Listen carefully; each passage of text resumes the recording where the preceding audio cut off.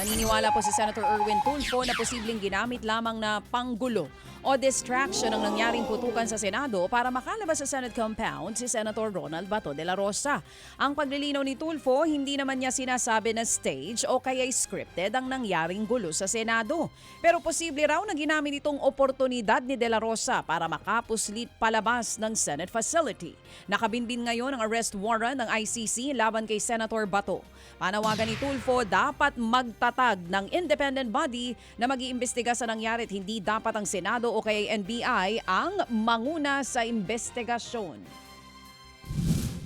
May mga kaibigan ho ako at kaanak na tumawag din ho, sabing gano'n na nasa balita nga po, nasa kung ano-ano mga ABC, CNN, BBC. Yun po nangyari ho dito na lalong nawala ng credibility daw. May mga putukan, nilusob na lang ng kung sino-sino ang Senado. Mas lalo bang nakakahiya ito na parang ika nga lumalabas nga, sabi nga ng iba, tingin ng iba na stage po ito. Mas lalo nakakahiya. Yan nga po ang tinig ni Senator Erwin Tulfo. Samantala mga kapatid, naniniwala naman po ang dating Bangko Sentral Deputy Governor na si Diwa Gunigundo na nakaapekto rin sa pagbaba ng halaga ng piso kontra US dollar ang nangyaring kudeta at barilan sa Senado. Paliwanag po ni Gunigundo, nagkaroon ng agam-agam ang investors sa bansa kapag nakikita nila na patuloy ang gulo sa gobyerno. Po yung sinasabi nilang the Senate is under attack. At alam po natin, base doon po sa kahapong press conference, ay it was also reported that Senator Bato called for some kind of a people power. Diyan po nagkakaroon po ng more anxiety ang ating mga investor at mga negosyante. Yan nga po ang tinig ni dating BSP Deputy Governor Diwa Gunigundo. Kaugnay po niyan, sinabi rin po niya na may paraan para matugunan ang patuloy na paghina ng piso. Isa raw dito ang pagtaas ng interest rates at pag-intervene ng Bangko Sentral sa foreign exchange market.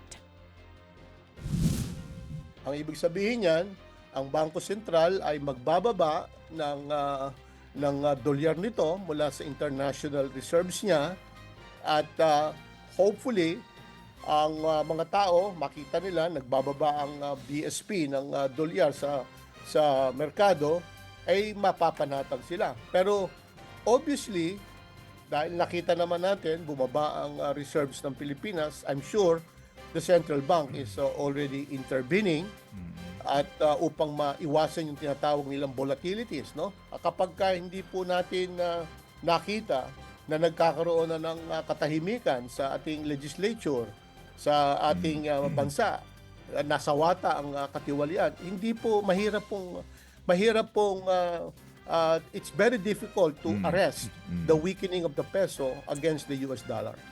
Sa kaugnay na balita, inilatag din po ni Ginoong Gunigundo ang pinakamainam na gawin ng Administrasyong Marcos Jr. para matugunan ang patuloy na paghina ng piso kontra US dollar.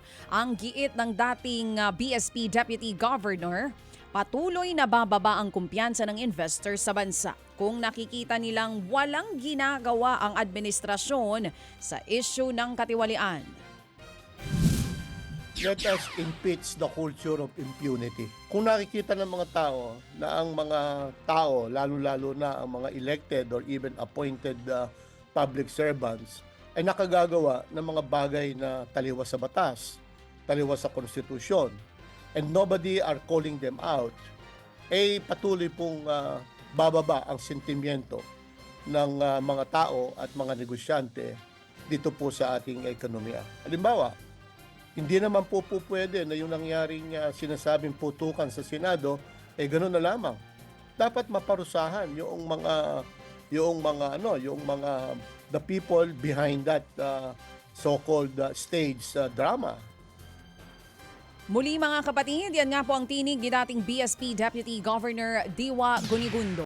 Mga kapatid, patuloy po kayong tumutok sa 105.9 True FM para sa totoong balita, impormasyon, music and entertainment. Mag-subscribe sa aming YouTube channel at podcast at sundan nyo kami sa Facebook, Instagram, X at TikTok sa True Network PH.